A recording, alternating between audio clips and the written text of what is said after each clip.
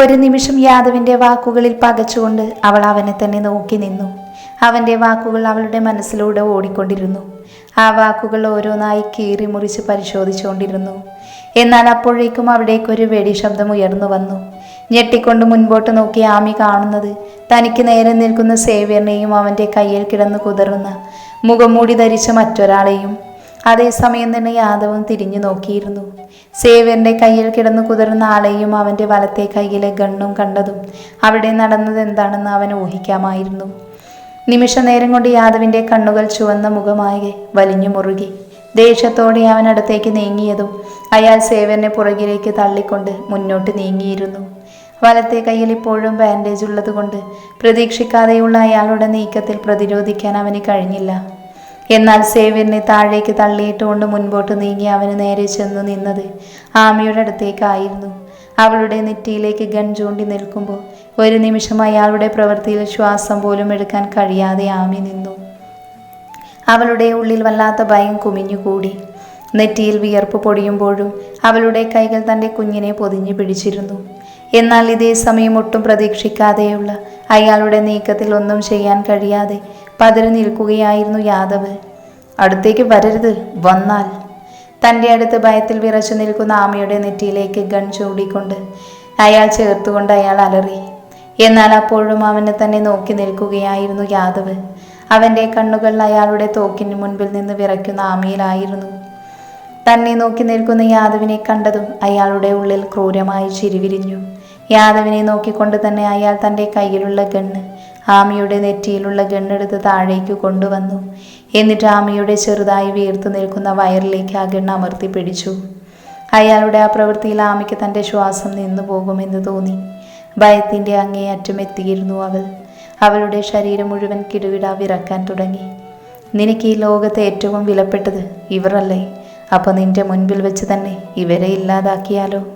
ഒരു ക്രൂരമായ ചിരിയോടെ അയാൾ യാദവിനെ നോക്കിക്കൊണ്ട് പറഞ്ഞതും അവൻ്റെ കണ്ണുകൾ ചുവന്നു തുടുത്തുന്നതിനൊപ്പം കണ്ണുകൾ നിറഞ്ഞു വന്നു. എന്നാൽ അവൻ്റെ മുഖത്തെ ഭാവം നോക്കിക്കൊണ്ട് തന്നെ അയാൾ തൻ്റെ കയ്യിലുള്ള ഗൺ ആമിയുടെ വയറിലേക്ക് ഒന്നുകൂടെ അമർത്തി വെച്ചിരുന്നു. ആമിയുടെ ഹൃദയം ഇപ്പം നിലക്കുമെന്ന അവസ്ഥയിലാണ്. അവൾ അങ്ങേയറ്റം വേദനയുടെ നിസ്സഹായതയോടെ തൻ്റെ മുൻപിൽ നിൽക്കുന്ന യാദവിനെ നോക്കി. അപ്പോഴും അവളുടെ കണ്ണുകൾ നിറഞ്ഞൊഴുകിക്കൊണ്ടിരുന്നു. അവളുടെ കൈകൾ വേദനയോടെ തൻ്റെ കുഞ്ഞുങ്ങളെ പൊതിഞ്ഞു പിടിച്ചതും വീണ്ടും അവിടെ ഒരു വെടിയൊച്ച ഉയർന്നു. ഒപ്പം ഒരു നിലവിളിയും. ഭയത്തോടെ ആമി തൻ്റെ രണ്ട് ചെവിയും കൈകൾ കൊണ്ട് പൊതിഞ്ഞു പിടിച്ചു നിന്നു. നിമിഷ നേരം കൊണ്ട് മിഴികൾ തുറന്ന് തല ഉയർത്തി നോക്കി ആമി കാണുന്നത് നിലത്ത് വീണു വേദന കൊണ്ട് പിടയുന്ന ആളെയാണ്. അയാളുടെ വലത്തെ ഷോൾഡറിലൂടെ ഒഴുകി ഉറങ്ങുന്ന കൊഴുത്ത രക്തം കണ്ടതും അവളുടെ കണ്ണുകളിൽ ഇരുട്ട് നിറഞ്ഞു. തൻ്റെ ഗണ്ണിൽ നിന്ന് അയാളുടെ ഷോൾഡറിലേക്ക് ബുള്ളറ്റ് തറച്ചതും അവൻ താഴേക്ക് വീഴുന്നതും കണ്ട യാദവിൻ്റെ കണ്ണുകളിൽ ആശ്വാസം നിറഞ്ഞു. അവൻ്റെ കണ്ണുകൾ ആമിയിലേക്ക് പോയി. അപ്പോഴേക്കും അവൾ ചെവിയിൽ നിന്ന് കൈയെടുത്ത് പുറകിലേക്ക് നോക്കിയിരുന്നു. നിലത്ത് വീണ് കിടക്കുന്ന അയാളെ കണ്ട് ഭയത്തോടെ രണ്ടടി പുറകോട്ട് പോയി ആമിയെ കണ്ടതും അവൻ അയാളെ വീണ്ടും കണ്ണിലെരിയുന്ന പകയോടെ നോക്കി നിന്നു. അപ്പോഴും അയാളോടുള്ള ദേഷ്യം തീരാതെ യാദവ് അവൻ്റെ കയ്യിലുള്ള ഗണ്ണുമായി അയാളുടെ അടുത്തേ പോകാൻ തുനിഞ്ഞതും സേവ്യർ അവനെ പുറകിൽ നിന്ന് വിളിച്ചു. സർ, അവനാണ് നമ്മുടെ കസ്റ്റഡിയിൽ, ഭദ്രമായിരിക്കും. ഇപ്പോൾ ആമിയെയാണ് സേഫാക്കേണ്ടത്. സേവ്യർ പറഞ്ഞതാണ് ശരിയെന്നറിയാവുന്നത് കൊണ്ട് യാദവ് വേഗം ആമിയുടെ അടുത്തേക്ക് പോയി. അപ്പോഴേക്കും കണ്ണിൽ ഇരുട്ട് പടർന്ന് അവൾ നിലത്തേക്ക് വീണിരുന്നു. ആമി! അത് കണ്ടതോടെ ടെൻഷനോടെ യാദവ് ആമിയുടെ അടുത്തേക്ക് പോയി. അവളുടെ മുഖത്ത് തട്ടി വിളിക്കുമ്പോൾ യാദവിൻ്റെ ഉള്ളു നിറയെ ടെൻഷനായിരുന്നു. സേവ്യറിനെ വന്ന് നോക്കിയതിനു ശേഷം ആമിയെ വാരിയെടുത്ത് ഹോസ്പിറ്റലിലേക്ക് പോകുമ്പോൾ ആമിക്കൊന്നും വരുത്തല്ലേ എന്നായിരുന്നു മനസ്സ് നിറയെ. കാളിയാർ മഠത്തിന് മുൻപിൽ ഓട്ടോ വന്ന് നിന്നതും അതിൽ നിന്നിറങ്ങിയ ഉടനെ ആർക്കും മുഖം കൊടുക്കാതെ ലച്ചു തൻ്റെ മുറിയിലേക്ക് പോയി. ബെഡിലേക്ക് കിടന്ന് കണ്ണുനീർ വാർക്കുമ്പോൾ അവളുടെ കവിളിൽ കാണുന്ന ചുവന്ന 5 വിരലിൻ്റെ അടയാളം നൽകുന്ന വേദനയേക്കാൾ വലിയ വേദന അവൾക്ക് അവളുടെ ഹൃദയത്തിൽ അനുഭവപ്പെട്ടുന്നുണ്ടായിരുന്നു. അപ്പോഴും മനസ്സ് നിറയെ തന്നെ ദേഷ്യത്തോടെയും വെറുപ്പോടെയും മാത്രം നോക്കുന്ന സേവ്യറിൻ്റെ മുഖമായിരുന്നു. എത്രയൊക്കെ തന്നെ അവഗണിച്ചിട്ടും വേദനിപ്പിച്ചിട്ടും എന്തുകൊണ്ടാണ് തനിക്ക് അവനോട് ദേഷ്യം തോന്നാത്തത്, വെറുപ്പ് തോന്നാത്തത് എന്ന് അവൾക്കറിയാമായിരുന്നു. എന്തെന്നാൽ ലച്ചുവിന് സേവ്യറിനോടുള്ള പ്രണയമാണ്. ഹൃദയത്തിൽ പതിഞ്ഞുപോയ പറിച്ചു മാറ്റാൻ കഴിയാത്ത പ്രണയം, അത്രമേൽ വേരൂന്നിയ പ്രണയം. ആമിയെ വാരിയെടുത്ത് കാറിലേക്ക് കയറുമ്പോൾ യാദവിൻ്റെ ഹൃദയം വേഗത്തിൽ ഇടിക്കുന്നുണ്ടായിരുന്നു. ഹോസ്പിറ്റലിന് മുൻപിലെത്തിയ ഉടനെ ആമിയെ കോരിയെടുത്ത് ഹോസ്പിറ്റലിനകത്തേക്ക് കയറിയതും അവനെ കണ്ട ഉടനെ നഴ്സ് എത്തിയിരുന്നു. കുറച്ചു നേരത്തിന് ശേഷം ആമിയെ ഗ്ലൂക്കോസ് കയറ്റി ബെഡിൽ അവശയായി കിടക്കുന്ന ആമിയെ നോക്കിക്കൊണ്ട് അടുത്തുള്ള ചെയറിൽ ഇരിക്കുകയാണ് യാദവ്. അവൻ്റെ ശ്രദ്ധ മുഴുവൻ കണ്ണുകൾ അടച്ചുകൊണ്ട് ശാന്തമായി കിടന്നുറങ്ങുന്ന ആമിയിലാണ്. കുറച്ചു മുൻപ് നടന്ന കാര്യങ്ങൾ അവൻ്റെ മനസ്സിലേക്ക് വന്നതും ആ സമയം താൻ അനുഭവിച്ച വേദന, ടെൻഷൻ, ഭയം അതെല്ലാം അവൻ വീണ്ടും ഓർത്തെടുത്തു. കുറച്ച് നിമിഷങ്ങൾ മാത്രമാണ് അയാളുടെ തോക്കിന് മുൻപിൽ ആമി നിന്നത് എങ്കിലും ആ രംഗം തനിക്ക് കണ്ടു നിൽക്കാൻ സാധിക്കുന്നതായിരുന്നില്ല. തനിക്ക് ഈ ലോകത്തെ ഏറ്റവും വിലപ്പെട്ടത് എന്താണോ, ഈ ലോകത്തെ ഏറ്റവും പ്രിയപ്പെട്ടത് എന്താണോ, അതിനെയാണ് അയാൾ ഇല്ലാതാക്കാൻ ശ്രമിച്ചത് എന്ന ദേഷ്യത്തിൽ യാദവിൻ്റെ ഞരമ്പുകൾ പിടഞ്ഞെഴുന്നേറ്റു നിന്നു. അവനെ കൊല്ലാനുള്ള ദേഷ്യം തോന്നിയപ്പോൾ അവന് തന്നെ കൈമുഷ്ടി ചുരുട്ടി പിടിച്ച് ദേഷ്യം നിയന്ത്രിക്കുമ്പോൾ മനസ്സ് നിറയെ അങ്ങേയറ്റം ഭയത്തോടെ തൻ്റെ കുഞ്ഞുങ്ങളെ പൊതിഞ്ഞു പിടിച്ചു നിന്ന ആമയുടെ ചിത്രം മാത്രമായിരുന്നു. തൻ്റെ ജീവൻ പോകുമെന്നുറപ്പായ സന്ദർഭത്തിൽ തന്നെ കൊണ്ട് കഴിയും വിധം തൻ്റെ കുഞ്ഞുങ്ങളെ സംരക്ഷിക്കാൻ ശ്രമിച്ച അവളുടെ അമ്മ മനസ്സിനോട് അവൻ അങ്ങേയറ്റം ബഹുമാനവും സ്നേഹവും തോന്നി.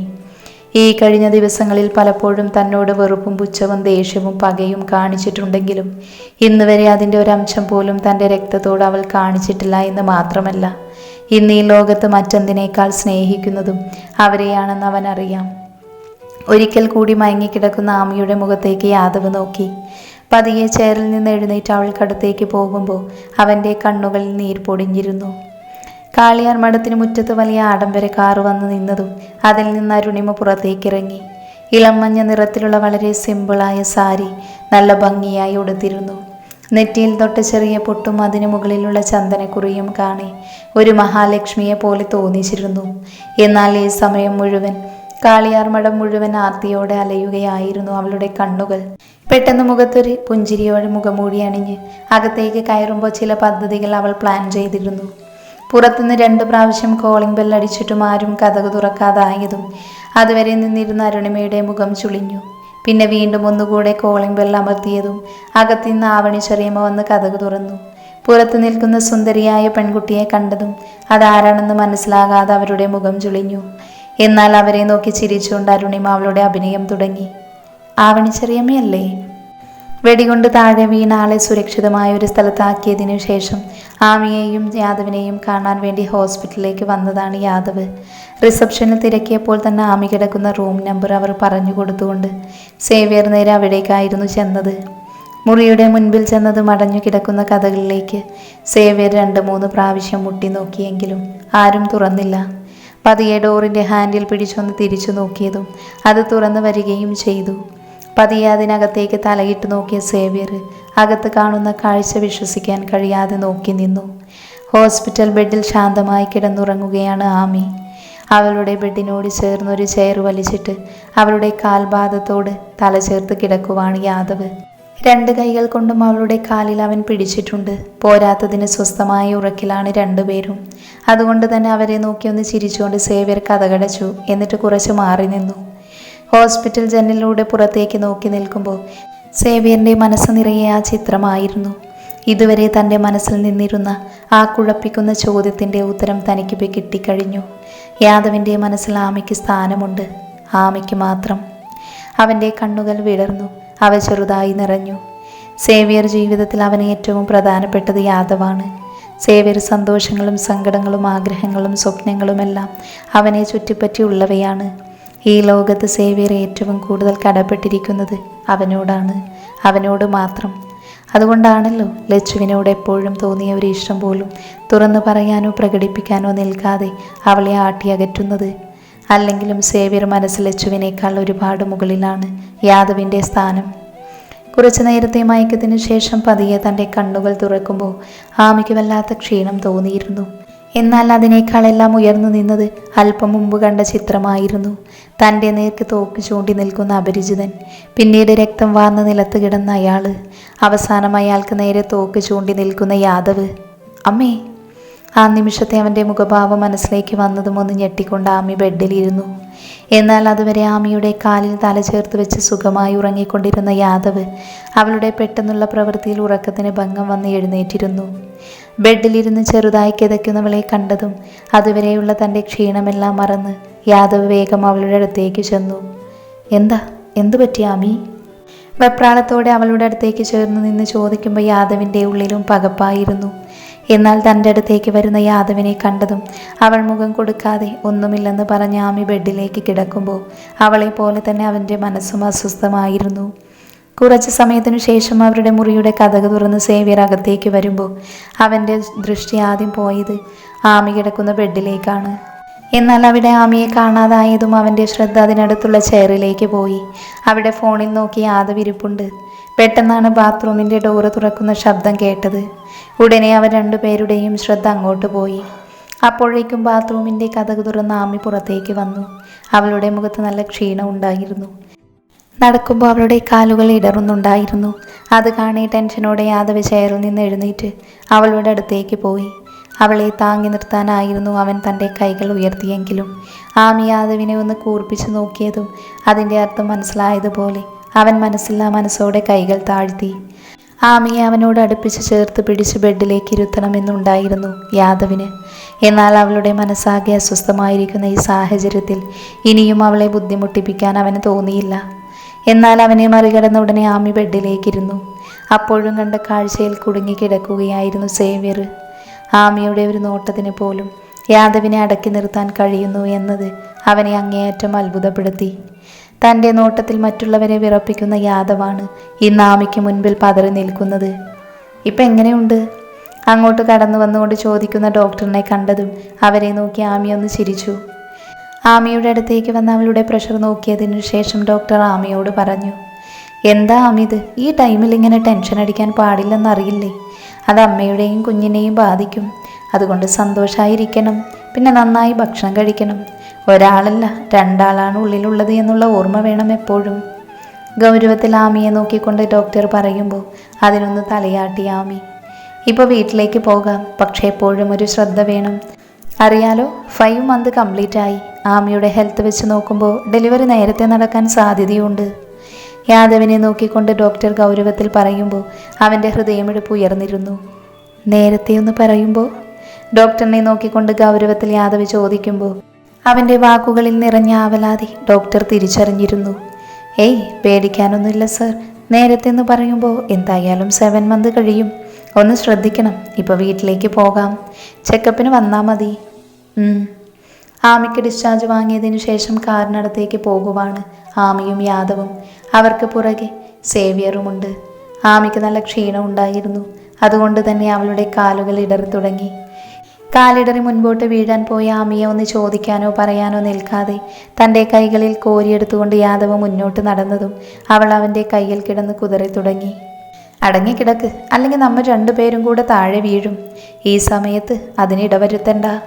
അവളെ നോക്കി പതിവ് ഗൗരവത്തിൽ യാദവ് പറഞ്ഞതും പിന്നെ ഒന്നും പറയാൻ നിൽക്കാതെ അവൻ്റെ കൈകളിൽ അവൾ ഒതുങ്ങി. അപ്പോഴും ഒരു പുഞ്ചിരിയോടെ യാദവിൻ്റെ പ്രവൃത്തികൾ ഓരോന്നായി നോക്കി കാണുകയായിരുന്നു സേവ്യർ. ഒപ്പം അവൻ്റെ ചുണ്ടിലൊരു പുഞ്ചിരിയും വിരിഞ്ഞിരുന്നു. ആമിയെ പതിയെ കാറിലേക്ക് ഇരുത്തിയതിനു ശേഷം യാദവും സേവ്യറും കയറി. ആമിയെ കോ ഡ്രൈവിംഗ് സീറ്റിൽ തന്നെയാണ് ഇരുത്തിയത്. അപ്പോഴും യാദവ് തന്നെയാണ് ഡ്രൈവ് ചെയ്തത്. വരുമ്പോൾ ഉള്ളതിനേക്കാൾ പതിയെയാണ് അവൻ തിരിച്ച് ഡ്രൈവ് ചെയ്തത്. യാദവിൻ്റെ മനസ്സ് നിറയെ ഡോക്ടർ പറഞ്ഞ വാക്കുകളാണ്. ആമിക്ക് BP കൂടുതലാണ്, അതുകൊണ്ട് ടെൻഷൻ കൊടുക്കരുത് എന്ന് ഒന്നുകൂടെ ഓർമ്മിപ്പിച്ചിട്ടാണ് അവർ വിട്ടതുപോലും. കാളിയാർ മഠത്തിന് മുൻപിൽ യാദവിൻ്റെ കാർ നിന്ന അതേ സമയത്ത് തന്നെയാണ് വീടിനകത്തു നിന്ന് അരുണിമ പുറത്തേക്ക് ഇറങ്ങിയത്. ഒരു നിമിഷം തൻ്റെ മുൻപിൽ നിർത്തിയിരിക്കുന്ന യാദവിൻ്റെ കാറ് കണ്ടതും അവളുടെ കണ്ണുകൾ വിടർന്നു. ആകാംക്ഷയോടെ ഡ്രൈവിംഗ് സീറ്റിലേക്ക് നീണ്ടതും അതിൻ്റെ ഡോറ് തുറന്ന് പുറത്തേക്ക് വരുന്നവനിൽ മാത്രം അവളുടെ കണ്ണുകൾ തറഞ്ഞു നിന്നു. ഗൗരവം നിറഞ്ഞവൻ്റെ മുഖത്തും പൗരുഷം നിറഞ്ഞവൻ്റെ ശരീരത്തിലേക്കും അവളുടെ കണ്ണുകൾ ആർത്തിയോടെ സഞ്ചരിച്ചു. തനിക്ക് ചുറ്റുമുള്ളതെല്ലാം വിസ്മരിച്ചുകൊണ്ട് അവനെ ഒരുതരം ആർത്തിയോടെ നോക്കി നിൽക്കുകയായിരുന്നു അരുണിമ. പെട്ടെന്നാണ് കോ ഡ്രൈവിംഗ് സീറ്റ് തുറന്നുകൊണ്ട് ആമിയുടെ കൈ പിടിച്ച് അവളെ പുറത്തേക്ക് ഇറക്കുന്ന യാദവിനെ അരുണിമയുടെ ശ്രദ്ധയിൽപ്പെടുന്നത്. വളരെ ശ്രദ്ധിച്ച് അവളെ കാറിൽ നിന്നിറങ്ങാൻ സഹായിക്കുന്ന യാദവിലേക്കും അവൻ്റെ കൈ പിടിച്ച് വളരെ പതുക്കെ ഇറങ്ങുന്ന ആമിയിലേക്ക് മാത്രമായി അവളുടെ ശ്രദ്ധ. പതിയെ ആമിയിലേക്ക് പോയ അവളുടെ കണ്ണുകൾ അവളുടെ മുഖത്ത് നിന്നും താഴേക്ക് സഞ്ചരിച്ചു.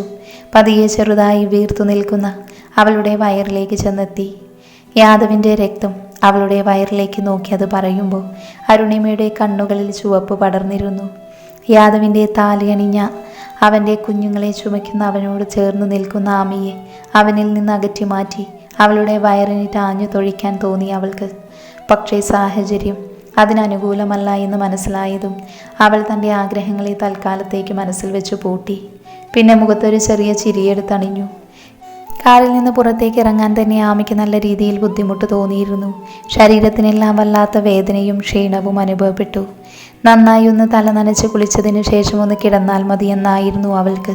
അതുകൊണ്ട് തന്നെ ഇപ്പോൾ താൻ യാദവിൻ്റെ കൈ പിടിച്ചാണ് മുൻപോട്ട് നടക്കുന്നത് എന്നുള്ളതോ കുറച്ചു മുൻപ് അവൻ്റെ കൈ പിടിച്ചാണ് കാറിൽ നിന്നിറങ്ങിയത് എന്നുള്ളതോ അവൾ അറിഞ്ഞില്ല എന്നുള്ളതാണ് സത്യം.